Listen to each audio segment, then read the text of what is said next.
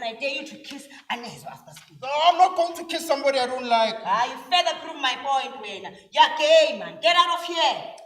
Musa notices Thozama from the corner of his eyes.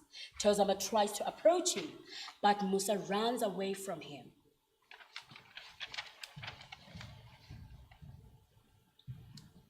Thozama's house.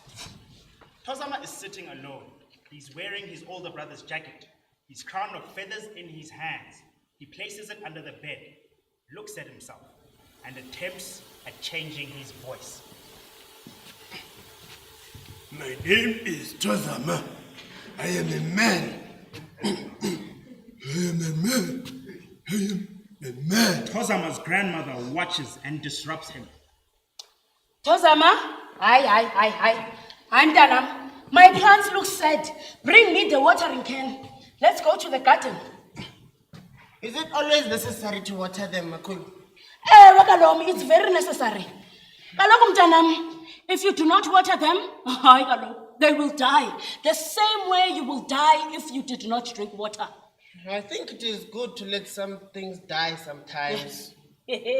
Tell me more. When you don't like something about yourself and it makes people mean to you, it is a good thing to let it die sometimes.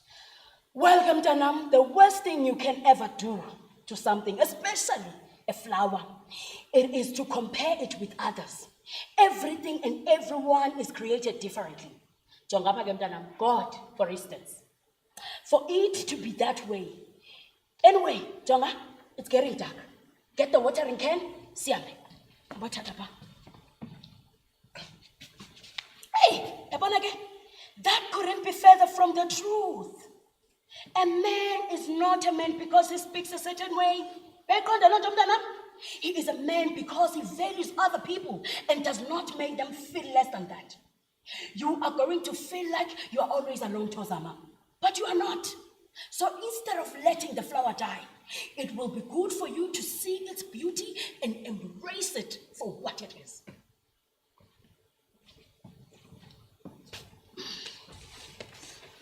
The graveyard. Jonga kneels beside his mother's grave. It has been 190 days since you left us, Mama. Umusa has grown. He is still cheeky, but humble, just like you taught him. I remember how much you loved to tell him stories. But now our home has become the story. It is cold, empty, just like our stomachs. I don't know why you left us, Mama. Musa asks me about you every day, and I don't know what to say to him. I don't know how to be a father, and I don't know how to be a mother. I'm afraid of what I'm capable of. I'm afraid of myself. I'm afraid of asking for help. People will laugh at us just like they did while you were still alive. I am angry at you for leaving. Please wake up. Come back. Come teach me how to raise Musa because I cannot do it on my own. Please, Mama, please. A slight gush of wind. He's just a child. But like me, he will have to grow up very quickly because I don't know how long I can do this. If you can hear me, come back. Make our house a home again. Jonga stoic stands and looks at his mother's silent grave. Then he looks at the mountain from a distance. Other boys my age have gone to the mountain to become men. But then here I am, the village delinquent. The dumb boy who doesn't go to school. The orphan. I've been called everything. But you know, all I ever wanted to be called was a man. A man. Indoda, Mama. Thozama's house. It is bedtime. Thozama and his grandmother are getting ready for bed. No, Mzukulu. I thought you said no more scary stories. But I want to know what happened to the children who survived the fire from the old woman. Oh, Tanam, no one survived the fire of old woman. It is too strong. So they all go to heaven. Yes, but one brave girl decided that he was going to end it all. How? Mamela Gemtanam, let me tell you. That one, yes, but the brave girl decided that he was going to end it all as he set the trap for the old woman and got a big net to put inside and throw it into the sea. But will he not bend? No one bends, Mtanam. Kaloku, remember, the ones who bend do not know the secret. Secret? When you use the ash from the old fire, from the fire of the old woman, it becomes a shield. And you will always be protected. What happens next then? I will tell you what happened next. If you promise me that no matter what, you will always be yourself and follow your heart. Yes, I will. All right, good boy. So what about the story, Makulu? Tomorrow, it is another day to tell your story. God, Makulu. Mtanam, good night. Good night, Mzukulu. We need to sleep. Grandmother heads for the door.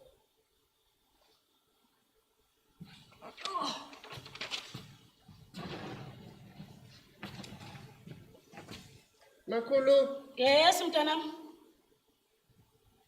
it's nothing. No, tell me, what happened? Makulu, I heard Musa talking behind my back. Bible. I thought he was a good friend to you, Jenna. They are no good friends. Makulu. I wish you could stop making me go to that miserable place, that school. It's a miserable place, Makulu. Mtanam, I am sure he has his reasons. Remember how I always say to you, if you wanted to be normal, well, normal kids have bad days too. Bad days. Every day feels like the end of the world for me. You don't even want me to go to church and wear what I like. I've been called every bad name in the world. And the teachers always seem like they want to take something away from me. Maybe they're right. Jonga should have just killed me. Mtanam, Thozama, calm down. You know what I always say to you. Be kind. But how, Makulu? It's not easy. Mtanam, you are not kind to people because they deserve it. You are kind to them because of who you are. Do not worry yourself. My prayers will make it easy for you, okay? Makulu slowly walks toward the door, glances back at him for a second, and continues to leave.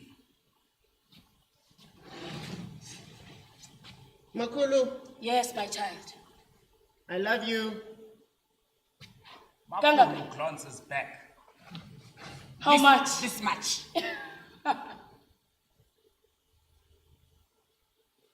Makulu advances and gives Thozama multiple kisses on the face and a huge hug. Thozama giggles and laughs. Village chief's place. An old woman sits on the floor as Thozama's grandmother approaches. I have come to apologize. I understand that Thozama did something wrong. You fit to have come, but too late. I ask that you accept the offering. I will accept it. Thank you. I will tell Nogzola to come back first thing tomorrow. It is not that simple. What do you mean? You cannot cheat the spirit world with human wit. You, of all people, should know that. I wish I knew what you were talking about. Thozama, he was chosen by the water spirit. He must dance for the rain before the full moon. I'm sorry, but the child is a boy. The child is a light keeper. There's no light keepers, Jenna. Pretend like you do not know what the horns mean. Okay, Aibo. But that was just a story. A myth we always tell children to straighten their path. The light keepers were destroyed because nobody understood them. Those boys were created to restore balance. We haven't seen one in years.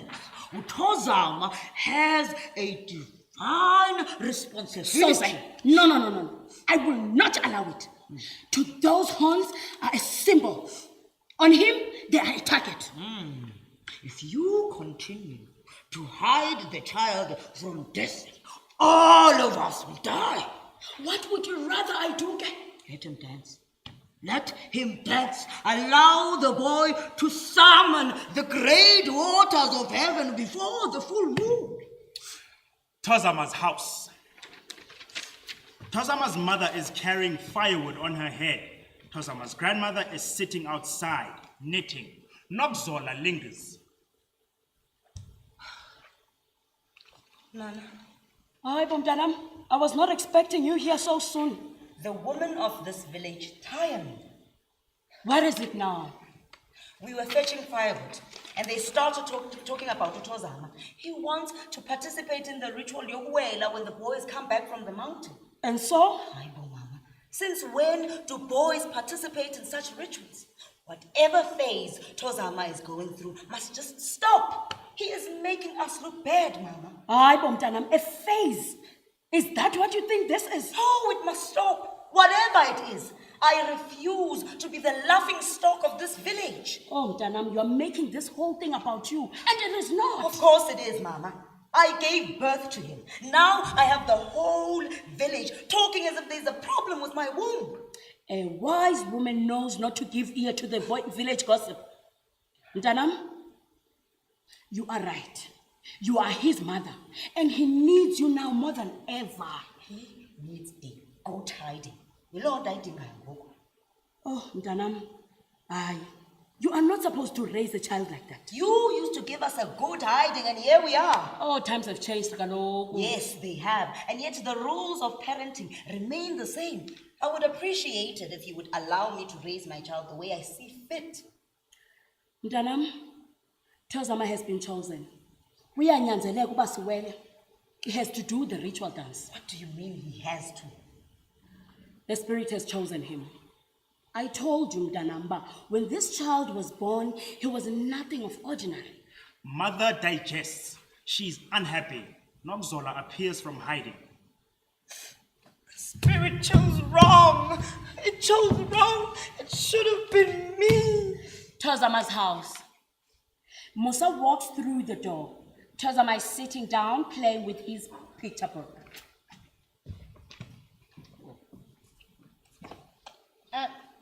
Thozama, I don't want to speak to you. I know what I did was wrong. I didn't mean to. But you meant what you said. Okay, maybe I did, but do you know how hard it is to be your friend? Then leave me alone. Not everything is about you, okay? I had people spit at me when they see me. I've been called gay because you are my friend. Now I have everyone laughing at me for not having a mother because they think it's punishment from God. If you want to be normal like everyone else, then you need to learn that all of us are hurting. Have you ever asked me how I feel? No. Then maybe you should. Stop being selfish, Thozama. Musa, you're my friend. And when you said you're only my friend because Mrs. Mafalala forced you, that hurt me. I was trying to get them to stop. I'm tired of defending myself. If it's not them, then it's my brother. I wish everyone could just leave me alone. I'm sorry that people think your mother is gone because of me. Now I'm sorry for what I said. Friends forever. Friends forever. They hug. So you're going to play house with me? Okay. Musa nods. They start cutting pictures from a magazine. So this side will be your house, and then this side will be my house. Yeah, the fridge is mine. I want it to be full of fruit and eggs and cake and rice and meat. Lots and lots and lots and lots and lots and lots and lots and lots and lots and lots of meat. I want a car. Yeah, so I can go far away where no one will tease me. I want to be rich so I can eat everything. Okay. What is your favorite food? I like meat. But I also like meat too. No, don't copy me. I'm not copying you. Okay, well, let's look for pictures of some food we ate. Last night, my mother cooked the best tripe. What did you eat?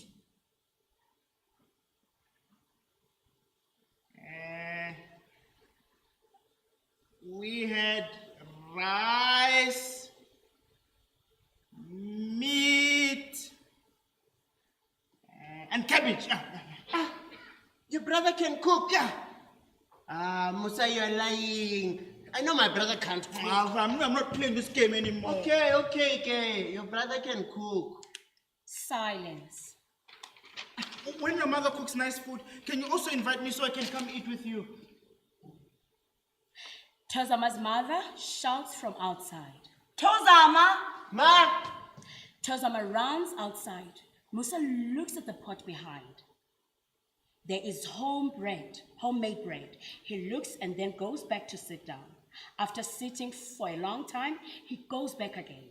This time, he takes the bread and puts it inside his school bag. Thozama enters. It's late, and I don't want my brother to shout at me. Musa, you're going home so early. Musa rushes out. Thozama's house. Thozama and his mother are going through grandmother's old album. Makulu, is that you? Mama, Buga, look at Makulu. Oh, I was very beautiful in that time. All the women in this village will tell you. Yeah, this was way back when you still worked for Mrs. Du Plessis. Oh, yes.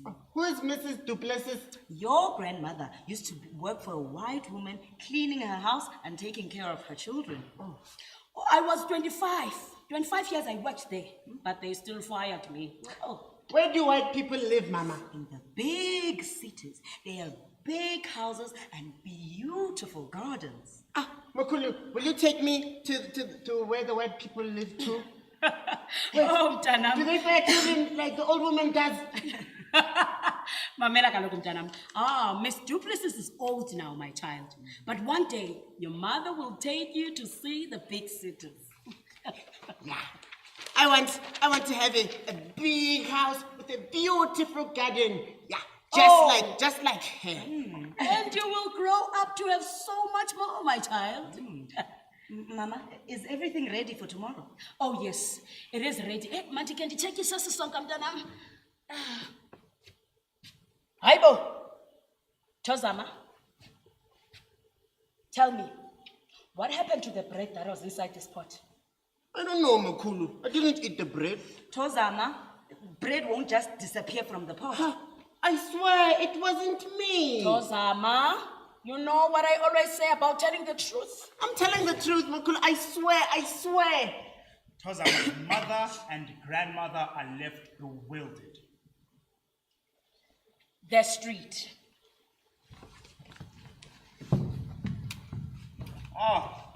Nokzola, what are you doing on this side of the village? I came to speak to you. About what? My brother Thozama, he has been chosen by the spirit to do the rain dance. That's impossible. The rain dance is not done by boys. Try something else. I mean, if you like me, just say so. Stop fooling around, Jonga. Wait, you're serious? The order of the village is being compromised. If the elders allow Thozama to dance, what does that mean about the boys of the village? All of you will appear weak. The elders will never agree to that. The boys who went for initiation are coming back soon, and we need the rain dance to welcome them. Well, the elders have already allowed it. Thozama found some animal in the river, and now they think it means that he has some sort of superpowers. He's just a confused little boy. So what do you suggest we do? I have a plan, but I need your help. I'm listening. We cannot allow him to dance. How do we do that? Nokzola whispers to him and Jonga seems interested. Thozama's house. Thozama's grandmother is sitting outside the house, knitting. Thozama is playing in the street. The stones of various sizes are characters, people he has conjured in his head. He has created his own little village. Lines are drawn in the sand. To him, they are houses. In a jovial manner, he begins to move the stones around, telling their stories. Ngubo and Kalosa, they meet on the street. Hi, Chomi. Let's go play around us in the field. Let's go, Chomi. Where's Bully? He's at home. Let's go and fetch him. Yeah, I'm afraid of his brother. We won't go inside, Chomi. Okay, let's go. Let's go. They walk. And they walk and they walk and they walk and they walk and they get to Bully's house and they start calling his name. Bully! Bully! Bully! Oh, Bully comes out. Yintoni, why are you calling my name like that? Why are you calling my name like that? Come and play with us. I'm tired. Bully, please. We will play Marounders at Bystock Sweets. But I don't have money. Thozama has money. Mr. Lekala gave it to him. Come, we will all buy. Why did Mr. Lekala give you money? Because he likes it when I go to his office and we play. He is the only person who likes me, and he said one day he will take me to the white people's houses where my grandmother used to work. Then they go outside and Bully comes out and they play and play and play and play and play. And then an old man comes. Yenina bantwana, can't you see the sun is setting? Go home. No, we don't want to go. Johnny, let's go. We can't disrespect an old person. They run and run and run and run and run. And then they walk in the street and leave Ngubo at home. Bully and Kalosa, they walk and walk and walk. They stop at Kalosa's home. Bye-bye, Chomi. Bye-bye, Chomi. Chomi, Yeah? can I come eat at your house? Yeah, my parents will beat me, Chomi. You and Ngubo have parents, but me, I don't. But my mother says children shouldn't eat at people's houses, Chomi. But I'm hungry. Me, my parents will beat me, yeah? And Kalosa runs home. Kalosa goes home and Bully sits down and cries and cries and cries and cries and cries. Thozama's grandmother is listening intently. Her demeanor softens and her heart sinks. Village Chief's Palace. It is a big day. The chief has prepared a feast to celebrate the upcoming ritual dance. The sacred drums beat, followed by enchanting music from the villagers. Jonga is holding a plastic in his hand and a calabash in another. He is drunk. Thozama's grandmother notices him in the night. Jonga? Is that you, my child? It's me. Haibo, how are you, my child? I'm not good. Not good, Makulu. What bothers you, Mtanam? You gave bread to my little brother. You think we are poor and want your bread? Bread? Yes, bread. You in this village killed my mother. Now you want to kill me and my brother with your bread. Haibo, Jonga Mtanam, what are you talking about? Ungalil. I'm not drunk. I'm nice. Here is your bread. We do not need your pity or your witchcraft. Jonga hands over the bread to Makulu and leaves, stumbling around. He uses Makulu's shoulder to keep himself from falling over. Thozama's house, outside. Thozama's grandmother is knitting.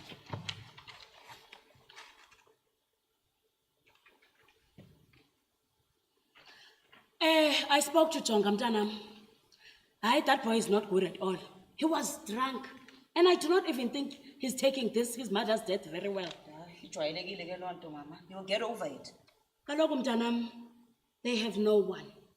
The young one, Umusa, was sitting in the freezing cold the other night, all alone. It was a harrowing sight. Mtanam, you do not have to do anything. I have spoken to the social workers. Haibo, Mama. Musa stole from us. Ujonga insulted you. These kids are just delinquents. Stop trying to be a hero. Mtanam, I'm not trying to be a hero. Musa will sleep here tonight. Until then, we will find a way to get him and Jonga a safe haven. She gets up and walks inside.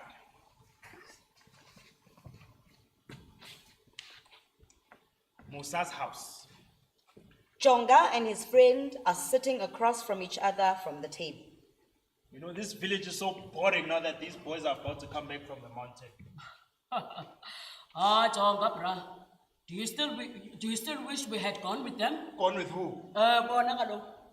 Obuto Thozama's brother? No, me, I'll go to the mountain when I'm ready. But time is ticking, Galo. Listen to this one telling me about time. You know what? You will call me Oputi next year. I will be a man, just like them. Call you Puti? No ways. Sudana wena, there is no way you will disrespect me. I'm already a better man than you'll ever be. Pity we cannot say the same for Musa. What? He has been hanging around that boy, that gay boy, Thozama. Has been hanging around there. I saw them yesterday playing with some girls in the valley. Girls? Yeah, you should have seen him giggling like those women who collect water from the river. But I'll just leave it. You know what? I thought you taught him a lesson. Why did you allow him to go back there, bro? He chose to go, Mus. Aye, man. And then you say you're a better man, Wena, of all people. When you cannot even protect your brother, bro, from that demon? Aye, trust me, I will. How? I have a plan, but I'm going to need your help. Silence. I'm listening.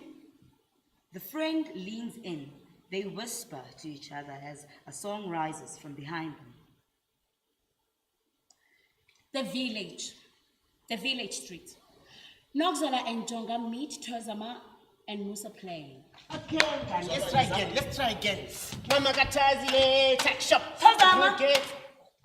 Hi, Sessie. Tomorrow is the big day. Are you ready? I don't know. No one wants to tell me what's going on. Am I going to dance? Yes, and I'll be right there to hold your hand every step of the way. I'm sorry for everything. Nogzala affectionately hugs her brother. Boy, how have you been? I'm fine. I missed you, yes? I miss you too. You should come and stay with us. I have to stay at my mother's house. But we will eat. You should come back home, man.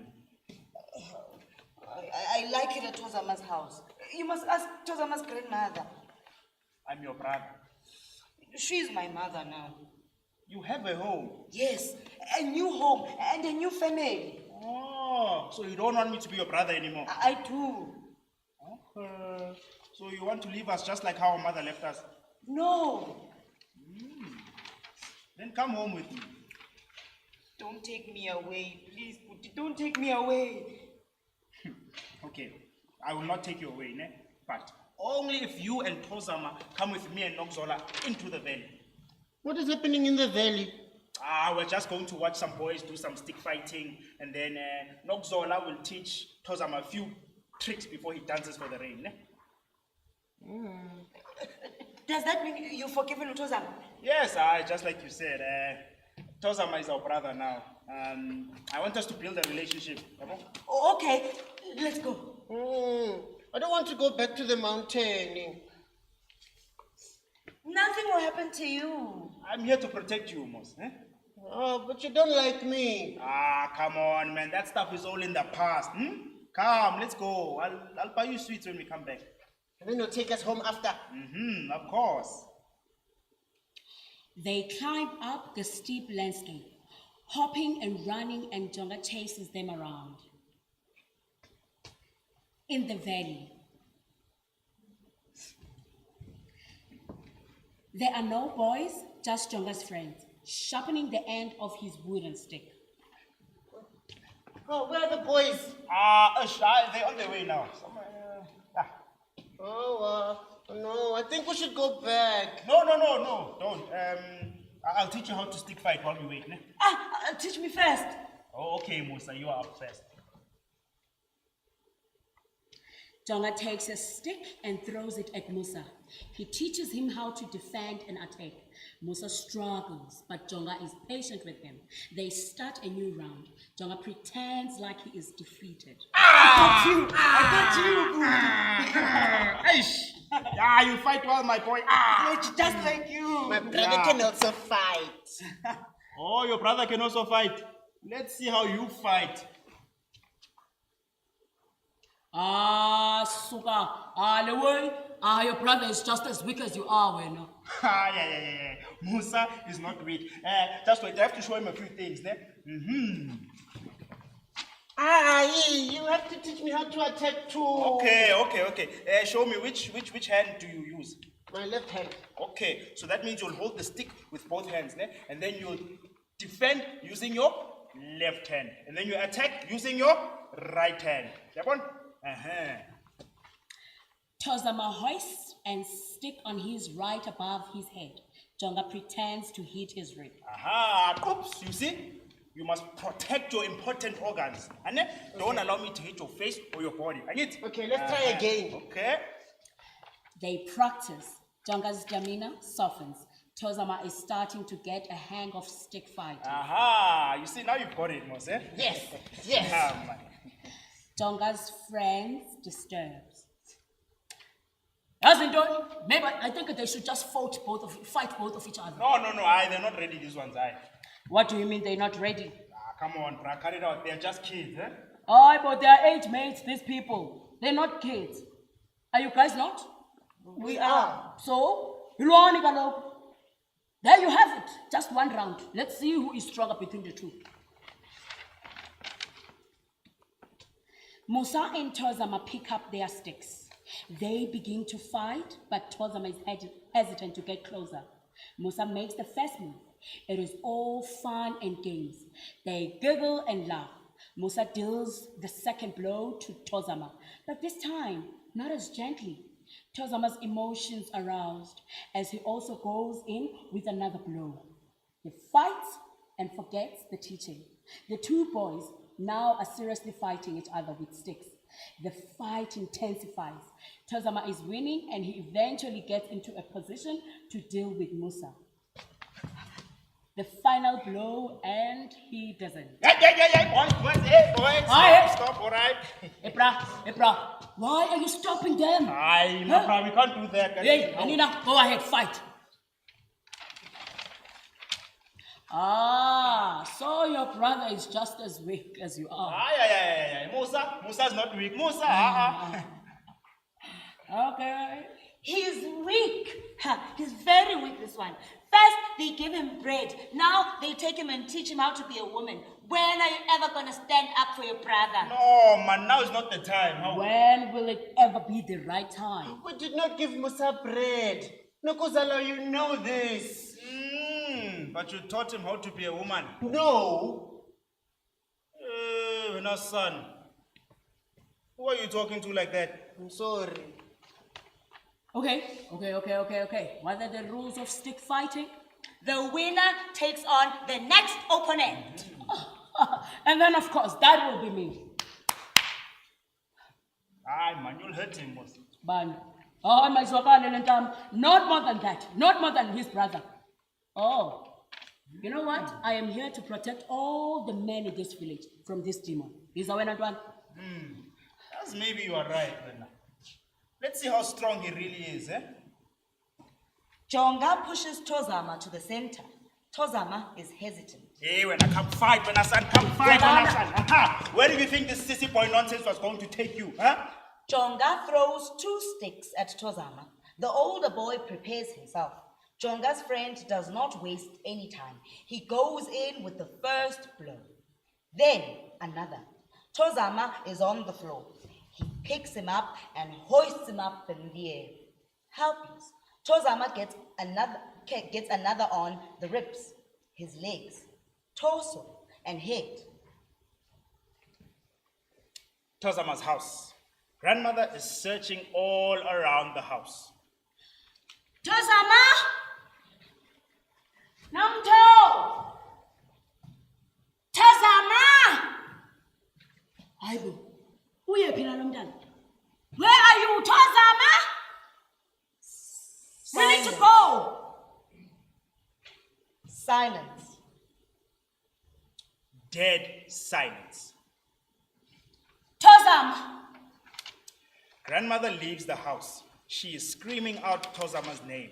She asks around the street if people have seen her grandson.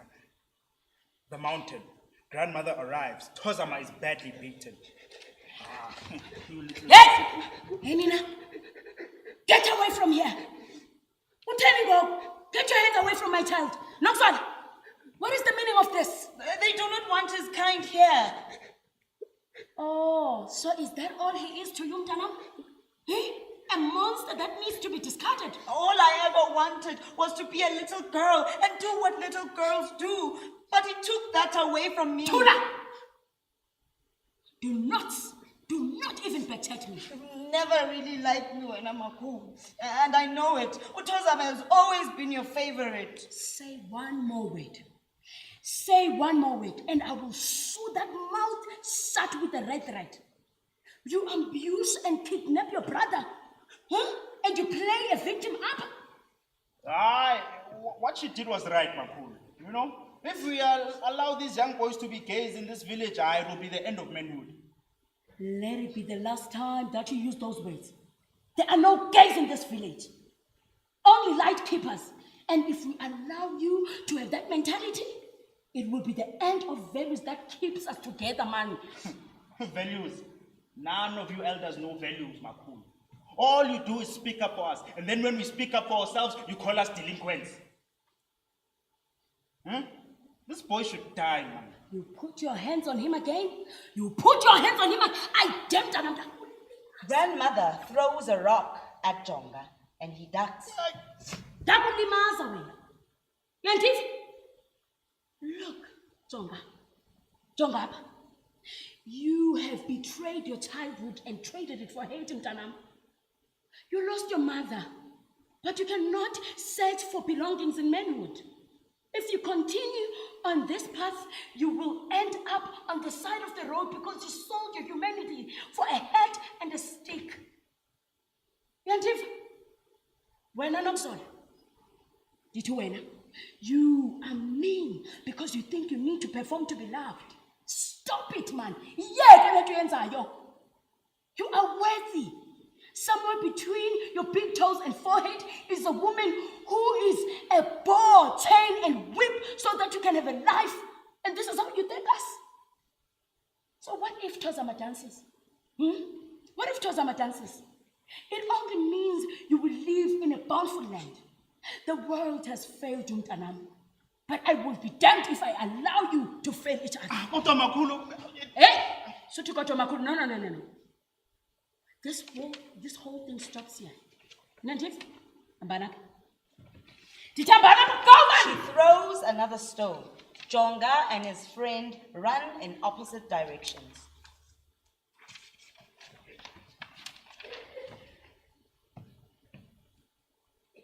Including Ntukwana, you will all appear before the chief, atone for your sins. Ntukwana is standing there bowed head. There is a deafening silence. Thozama's grandmother takes Thozama and holds him in her hands. Village chief's tribal court, sacred hut. Thozama and his grandmother are at the hut, a large enamel basin in front of them. Thozama's grandmother kneels next to it. Thozama is in her arms and rocks him and hums a hymn. Take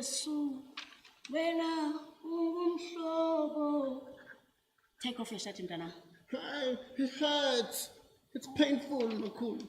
Okay, let me help you. And you notice, Mtana, listen. Oh, sorry, my child, sorry. Thozama, Mtana, I am so sorry that we failed you. We did not see you. Is it because you don't want me? I know my mother does not like me. Everyone wants to tell me who I am. But I don't even know who I am or what I am. You are about to find out. Mtanam, take off your shoes.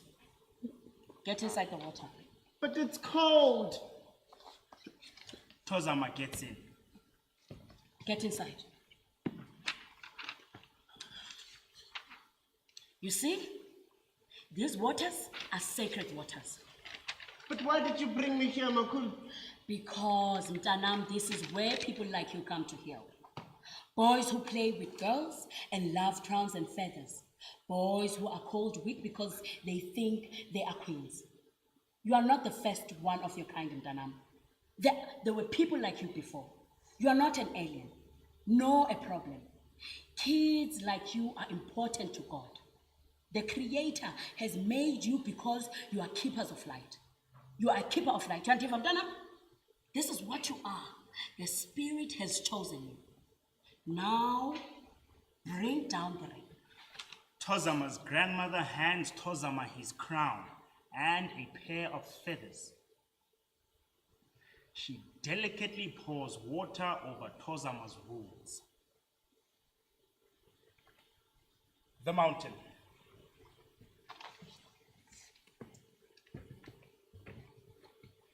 Thozama extends his hands up, his crown on his head and his wings on his back, a figure ready to take flight.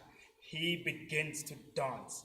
The clouds gather and rain befalls the land as ancient singing takes place behind them.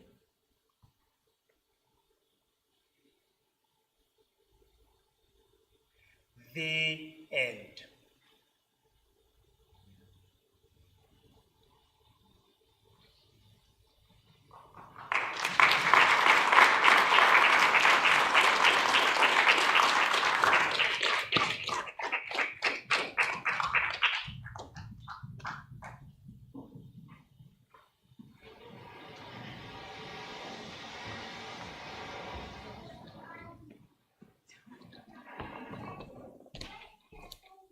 Thank you very much.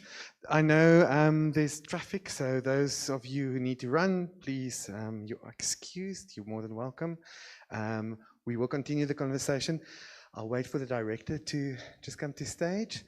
It's a pity for me because there was supposed to be a lot of young people here, and I would have loved to have the conversation with them to see if, what they thought and their feedback about the play. But I would also love to hear what you think of, and I think we're going to have a general discussion now about youth theatre, theatre for the youth, and what we need in South Africa. Welcome.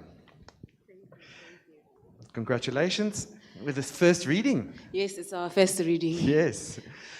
Please introduce yourself, and then I think you've got a few things that you want to say as an introduction or a post. Okay. Thoughts. My name is Millicent Tintswalo, and I'm the director of this production. I don't have much to say. I think all I want to say is that we were trying this piece. I think Thozama's thoughts were all in this. That's why we did the whole piece.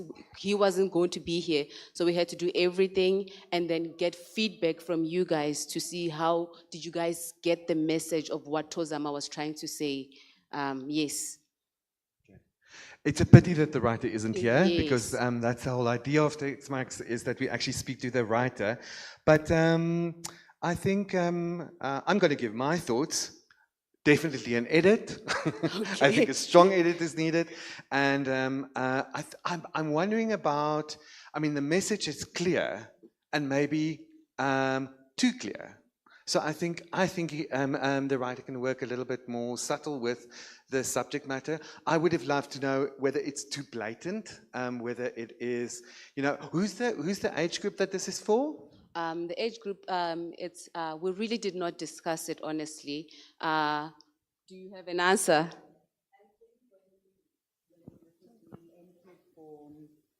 Sorry, thank you.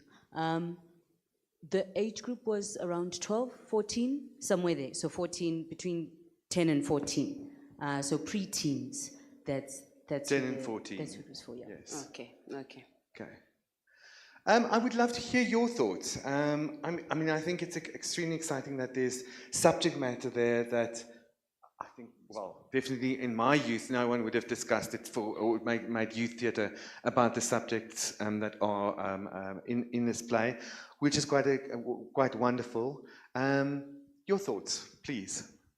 Before I pass the mic, can I just make a comment? More than welcome. When I first read this play, I quite enjoyed it because it was, firstly, it was so innocent, right? It was so innocent the way in which it was written. And I think I liked the fact that they are touching on this subject, because this happens a lot in our communities, but there's no language for it. And I think what I also liked in reading the first part of the play, because there's some things that I saw here that weren't in the first draft of this play, is that there are no villains. You know, that even Musa's older brother, who's mean and who's doing all of these things, he has a backstory. There's somewhere where this behavior comes from. There's somewhere where, you know, and it's not to excuse bad behavior or to excuse bullying or to excuse meanness, but to actually see that everyone in the play has kind of their own personal story, their own kind of personal journey, and sometimes these things clash when you meet with other people. And I think that was important for me. First of all, yes, to have the discussion about, you know, people can be whoever they want to be, but that, you know, especially when we're dealing with children, that there are no real villains. It's just people trying to grow up and find who they are, and to be corrected and to be, you know, shown a better way of handling things or doing things. So that's what I enjoyed about this play. Great. More comments, please. Put up your hand so that we can just get the mic to you. I've got a question, and I don't have children, and I mean at festivals and I think in theatres, I mean the big thing is that we want young audiences, we want to engage them, and we want to find those works that you know that build a new audience, but also theatre has a purpose to also assist in society.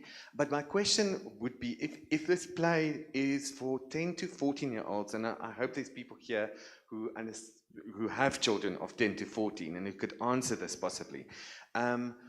Would a play, this play was about 60 minutes now, I think? Yes, it was 60 minutes. A play of 60 minutes with quite a lot of, with intense dialogue, constantly, and also within the, of where we are with social media and what children are used to. And not that I'm saying we should play to that, but can one engage, would this engage a child of 10 to 14 for 60 minutes? That would be my question. Can someone, Tracy, you've got the mic, I think. Yeah, it's a pity the writer's not here. I think it's very courageous to write theatre for children, because I think it's probably the most important theatre that people write. I think this piece is way too long. I agree with Hugo. I think it would need a radical edit. I don't think any child of 10 to 14 would sit through it. I think if you're aiming it at like 12 to 14, it's patronizing because they know the stuff, they've been there, done, they've got the t-shirt. And for younger children, it kind of misses that mark. So it's almost like, it feels to me like it's in a nowhere land because it's too wordy for young children, but it's too patronizing for older children. And I think also, in as much as it's got a message, I mean, it's really got a message. It's got a message, and it tells you the message over and over and over and over again. And I think also, it's 2024. As much as, there are challenges with young gay and lesbian youth, I think they're far more accepted than what they were when I was younger. And I think that a lot of, in some ways, if you kind of push this message like this and make them out to be extra special, that's not what young gay and lesbian people want, actually. They just want to be ordinary. They just want to be treated like everybody else. And I think what this piece does, in my opinion, is exceptionalize being gay. And that's not, I don't know if that's necessarily a message that we should be giving to young people. So yeah, for me, I think it would need a radical rework, and I think it would be interesting to sit and talk with, I would like to ask the writer if he sat with any young gay people, because young children that I know wouldn't appreciate this, I don't think. Okay, the writer himself is gay. I hear what you're saying, the piece is set in a rural, the rural of the Eastern Cape. So I would say for me, this piece is very important because as he wrote it, this is what I'm still experiencing in my village. The children, every dialogue, everything that he has written, we are, I'm not gonna say that we are backwards, but you guys are somewhere else where in the villages we're not, and this is still our reality. So I do get the whole point that it's long and all of that and wordy. We just wanted to present what he has written. This is our first draft, so we do appreciate your comments and everything. Just to add on what you're saying, so the writer is actually a trans person. And also, I think the magical element comes from African culture. So I don't think I don't know if he was trying to bring that back in. So in some of our cultures, androgynous people do play a very special role in some of our ways and cultural things that we do. So people who are intersex, people who are androgynous, people who do seem a bit strange in our previous cultures had such a bigger role than what they have now. I mean, things have changed.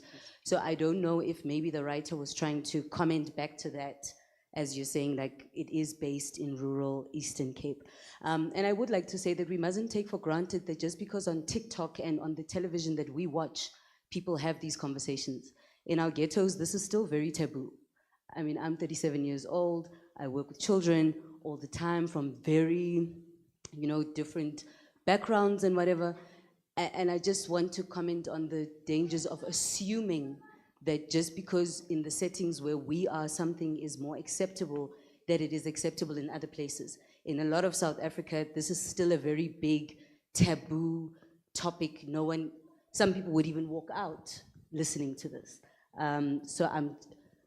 But I do agree that possibly because it is such a heavy subject matter, because it is so real for some people, to introduce this topic to children, we do need to be a little bit more creative, maybe a little bit more sensitive, maybe a little bit more fun. And maybe it feels also wordy because it's a play reading. So we can't see the action as we would if the play was directed in a different style, no scripts, no whatever. So so I do agree that it is the way in which we're watching it now. It is kind of long, it is kind of, I would appreciate seeing a little bit more fun. And maybe, as you say, there should be children in this room so that they can comment back to us. I mean, this is what we're big on at Heritage, that children should be mediators, children should be collaborators, children should be dramaturgs, so that before we bring something to children, we should have shown it to several groups of children so that they can say, yep, or they can say, not really, just change this, just change that. But I think the subject is important, just our ways Absolutely.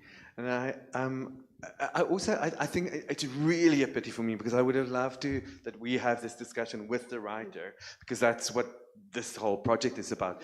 But my question would also then be is, except that I think there's confusion of where it's pitched at the moment, for which age group it's pitched. My question would then be is the background that you've now given of Eastern Cape, etc. What are the plans from Heritage? This is developed by Heritage, and I'm assuming that you are a representative for Heritage, both of you? Well, she is, and Ryan is also here. He should be on stage. Ryan, maybe you must also come into this conversation. I would love to know where, but I know, Tracy, you've got the mic at the moment, right? So I'm just going to ask the question, but you can then first, and then we'll... So I would love to know what the plans are, and where are you planning on presenting this piece when it's... And I know it's still in a process, and it's still, it's still in development, but I would love to know how, is it going to the Eastern Cape? Is it going to... Where is it going? So yeah, thank you for your comments. And I mean, I hear you in terms of the difference between a rural and an urban divide, and the difference in trans issues and the very important role that androgynous people have played in ancient cultures. I'm well aware of that, and I think that's really important. I don't think this piece speaks enough to a person being androgynous. You know, if it's got a whole completely different message is the way it comes across to me. And I think children are, you know, whether they're in a rural setting or an urban setting, they're far more advanced than what we give them credit for. And I also think that trans and androgynous issues are different issues to a child being gay and lesbian. You know, so I think that when we're doing something like this, we really do need to be incredibly careful. You know, I mean, I just, there's so many different messages out there for children that I think if we're going to be messaging them, we need to be really careful and very clear and very deliberate about the way that we're doing them, and that adults need to be very clear about what their personal agenda is and what they're trying to share with children. And for me personally, as I said, it's so garbled that it doesn't come across as anything more than just kind of, you know, saying this is what I believe and this is how I want people to think. Yeah. Does someone want to answer? Yeah, right at the Yeah. Hello, everybody. Ryan, in case you didn't get it just now. I think this is part of the development of a piece, especially for children's theatre. So in this case, it started with the call and the partnership with Flanders to get the play written, and Thozama's piece was chosen, and Chula was she was part of the panel that read a lot of the plays. And just to your point, Tracy, I think that this first showing is integral to the collaboration of creating a piece for the young people. So now, Millicent, you and the performers have you've put an offering on stage, and I think through this you can see the devices that are starting to work, and the way the direction could be developed, and where the words can be cut completely and just shown physically, or with movement, or with embodiment, or music. Those potentials for me were very strong in this, and will probably be in the next version of it will be pulled forward and the story pulled back. And I think definitely the story can be refined and probably slant towards, and that will happen in the pitching for the 10 to 12 to 14-year-olds. It's a difficult age group, but it's definitely, this is a great first step to having a product. And on that, yes, so the producers in the house must we're willing to work with them to get this, but the dream and the goal is always to take this to Eastern Cape, to the towns and places that don't have the access to theatre that cities do. That is the goal, and it's always to make a product that's, or an experience that talks to people, that makes, that has representation, that where there's little boys in the audience that maybe feel like Thozama can go, hey, that's me, I can fly, or whatever the story is going to be. But this conversation that's happening now is vital to that. Yeah. Yeah, and I think it's very important to understand that is what Teksmark is about. This is a first, like, this is still a play in development. This is not a final product. It's not a final script. It is still something that you are kind of, you know, hopefully can workshop and kind of work and get feedback. And I think especially feedback from 10 to 14-year-olds, and if that's the age group. But then also said, now I'm thinking kind of, okay, now it becomes complicated because now you're going to have kids from the city here who might have a completely different kind of view, and then it's kind of, okay, where, but, sorry, I now have 10 thoughts at the same time. Then I'm also thinking kind of, I mean, gender, even if it's not, I mean, we're not only talking about, if we're talking about gender identity, sexual orientation, etc., I mean, we're living in a country where, let's face it, we still have in several of our cultures, in all our cultures, there is a conservatism and not and it's not accepted by many families, by many people, by many societies. So it's not only yeah. And I think if you do and I'm wondering, kind of putting it very specifically, pitching it within, and this is a question to the writer then actually, but let's open it up for discussion here. I mean, if you do a play like this, obviously you want to create something that could also talk to that, to all to the different provinces, to the different kind of, to city kids, to kids in the rural areas, etc., etc. How do you? Is this a play that can do that? Can it talk to everyone, or is it so specific that it can't? No, I think I wanted to say that. We are saying this show is for hopefully 10 to 12-year-olds, 13-year-olds, and 14-year-olds. But I'm thinking it's also for parents. It's also for the adults in our communities, because I believe that these children, what's happening in the children's lives is because of what's being said to the children is said by the grown-ups. The children are not the ones that are saying all these things. They are just vessels and receiving. So I think a point of change that needs to happen, it needs to happen in the adults. We need to change first so that we can pour good wine on the children. The children are just pure vessels, honestly. I think that what the children say to Thozama, it's not them. They're just an extension. They're like a cord. It's what their parents are saying. So the problem is not the children. The problem is the parents, the uncles, the brothers. So the change starts with us. They say children don't learn by being told. They learn by watching. So we tell them things and then, yeah. Now I'm going to challenge you on that. This is becoming really interesting. But then what you are saying is that a play about this should be created for the adults. I'm playing devil's advocate here. How are we, if we want that change of the perception or isn't that then what you're now saying is the adults need to change and that perception, then the kids will be... Yes, when I was doing the play, I was like, okay, I feel like this is a show for everyone, honestly. For me, it was like, it's a show for everyone, of course, with parental guidance. That's how I viewed the play, it should be for everyone. Yeah, so I don't know what Asitej wants to say about that. I'm just like...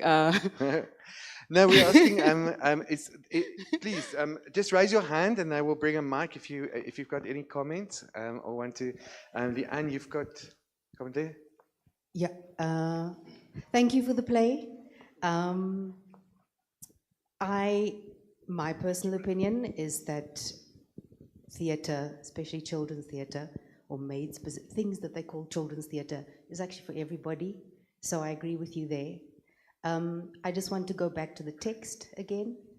I think structurally, the text needs to be looked at. There is no clear climax. It's left too late in the play and too much time passes. The setup is too long for the actual, we want to get into the story, what happened. So once we know all the stories, we want to get to what happens very quickly and then we can take us on that journey along.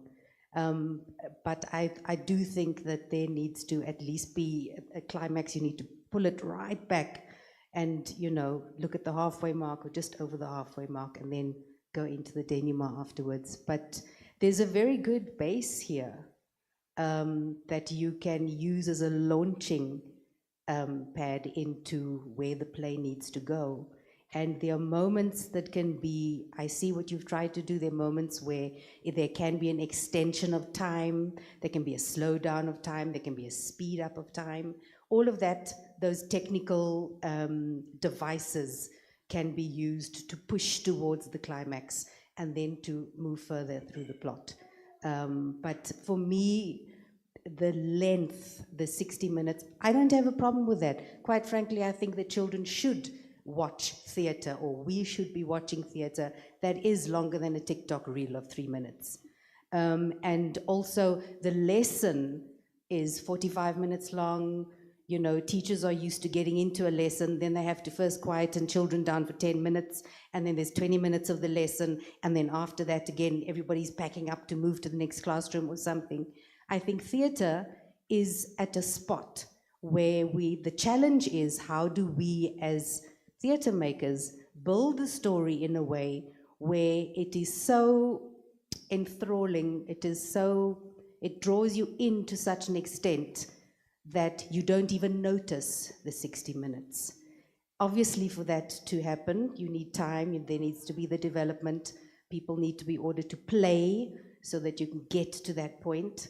But I don't think that we should have discussions about shortchanging our future.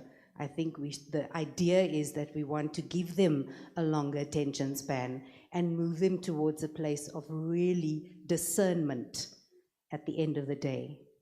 I understand what this is. I now understand either myself or my friend, the issues that are there, very clear, but yeah, extend it. Well done.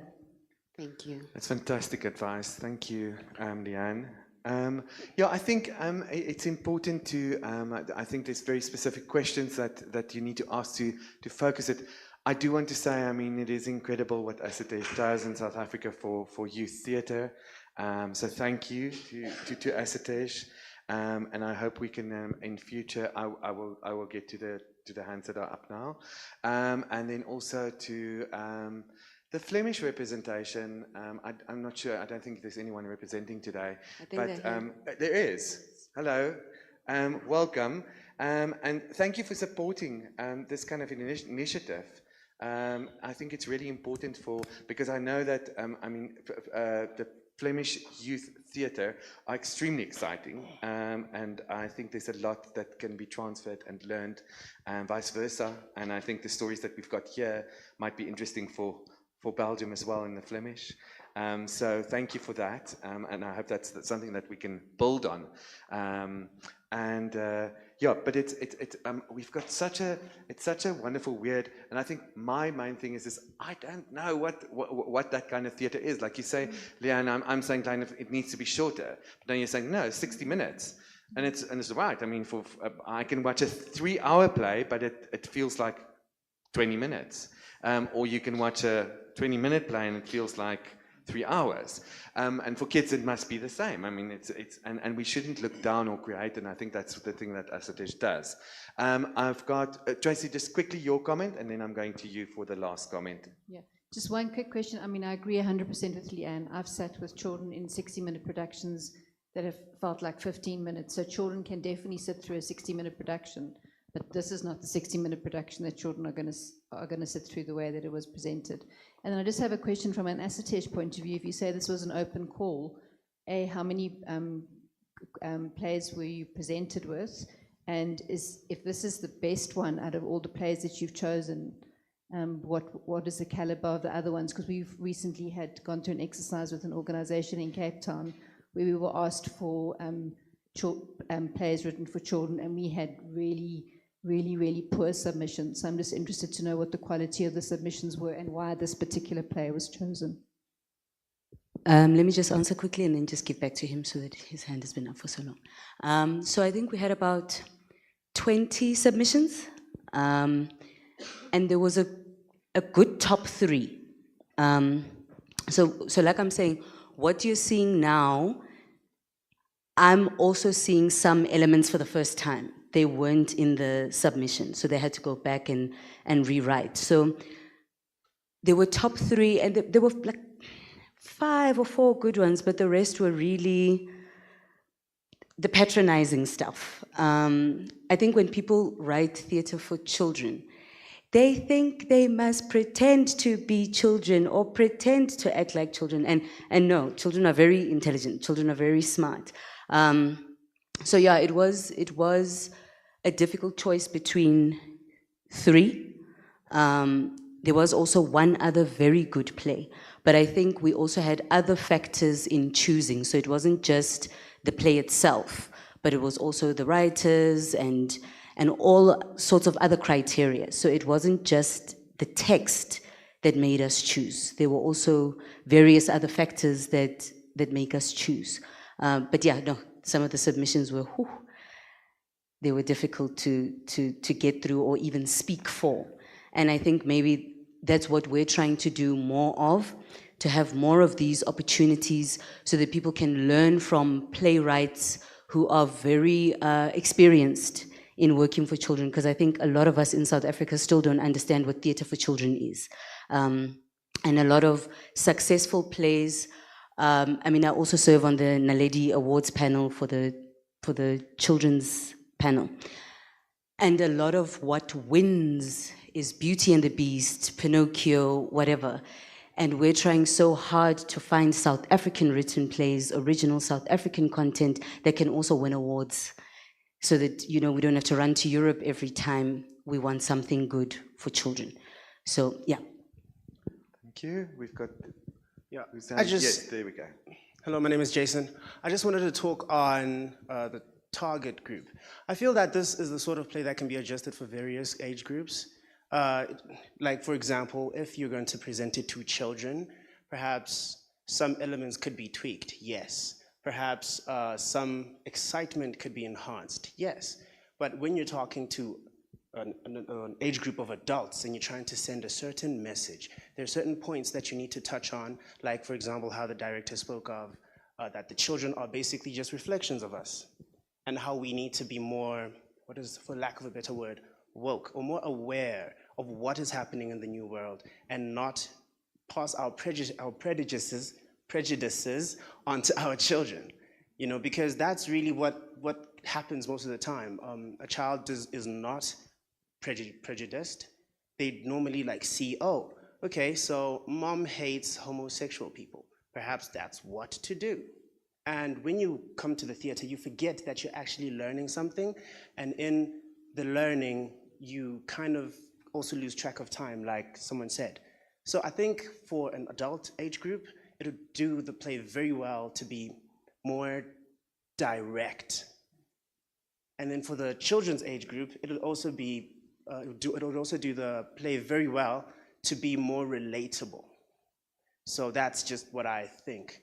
Yeah, having performed in children's theater for a little while, it's rough. It's a tough audience. When they don't like it, they do not like it. You know, it's the most honest audience you can That's get. the most honest audience you can ever get anywhere. And I feel that for children, it might not be ready yet.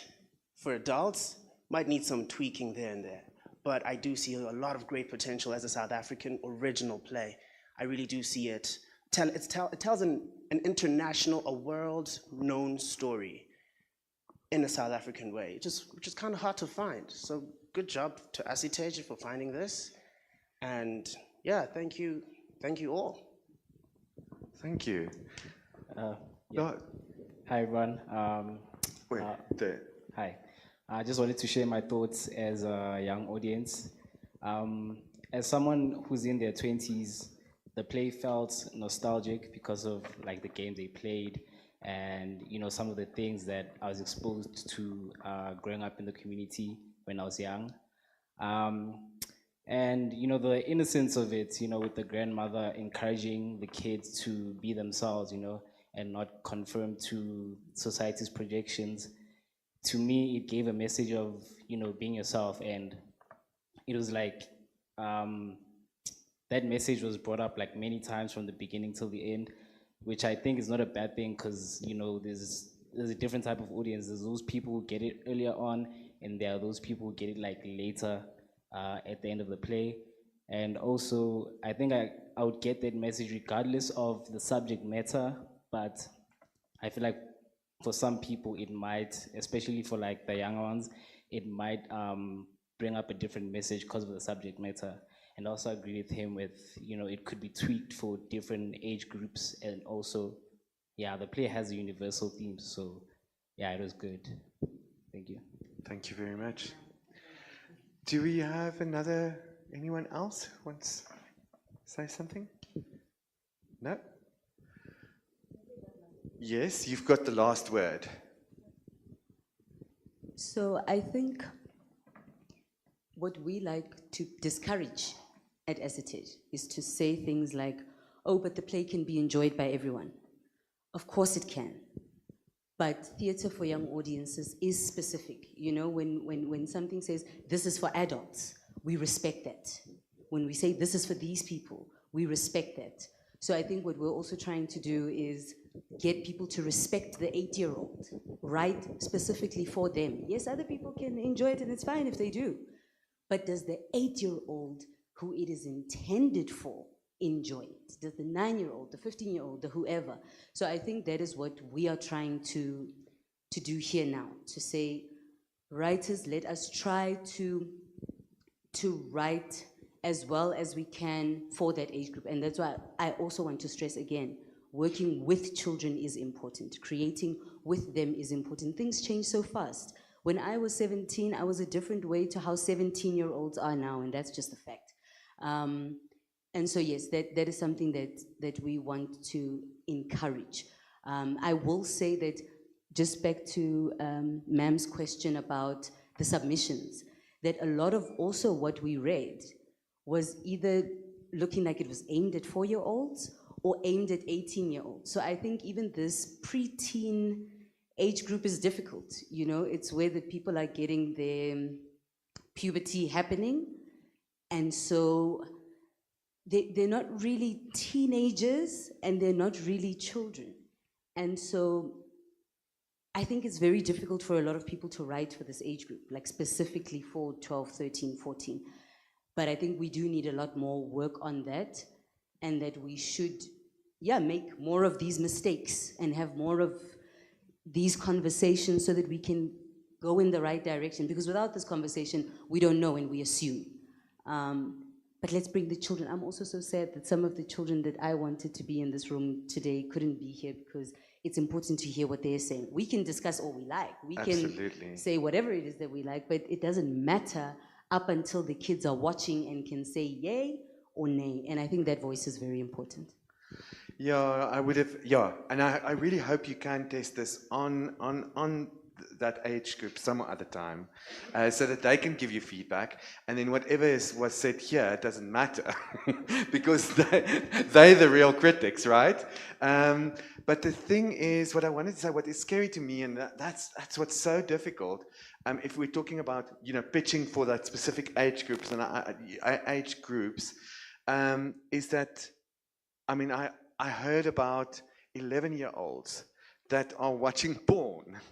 We're living in a different world where things are about, so we're also dealing with different issues somehow. It's completely different from what I think any of us grew up in, actually, sitting here. So it becomes even more complicated to actually create that, and what, the issues, what they're dealing with. And I don't know, it just seems to me that young people are getting, they're thrown into a more adult world earlier than all of us. We were still, in a fantasy world, maybe at 10. Well, I was. Anyway, don't want to talk about me. Thank you so much. Thank you to the cast. Thank you to everyone who attended. It was wonderful. And I think that's a wrap for Teksmark Joburg this year. Thank you, everyone. Drive safely. Thank you. And thank you to the UJ Centre, and thank you to NATi and our other sponsors that support.